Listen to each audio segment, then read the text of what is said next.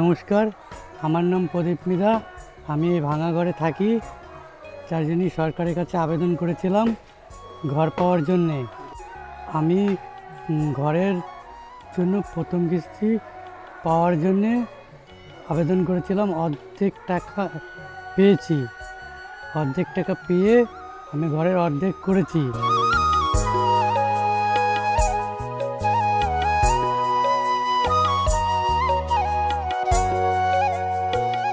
নাম কি?